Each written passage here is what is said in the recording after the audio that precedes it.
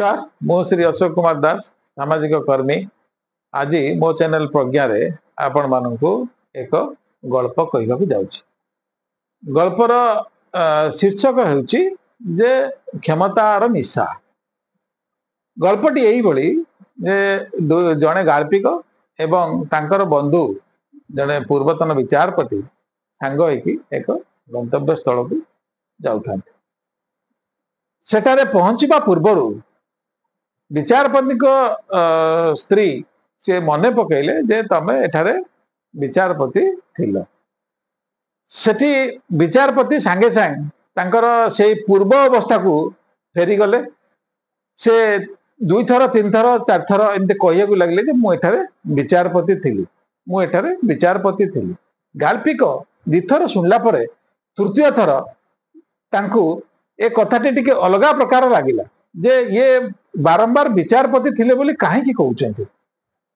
जे तांको उद्देश्य एया जे जेंति विचारपति थिला बळे मते जेंति थाटबाट मिलुथला से थाटबाट टिके मिलिबा दरकार।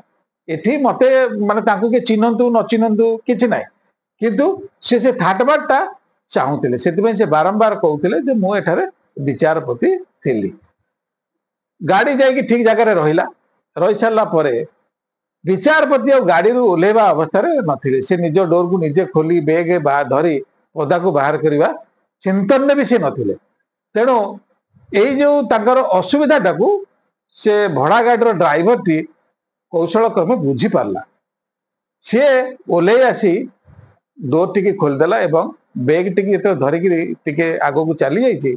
सेतिक बेले तांको सहधर्मिणी कहिले जाओ आज भी लोक मान भितर से सम्मान पदमर्यादा बंची रही।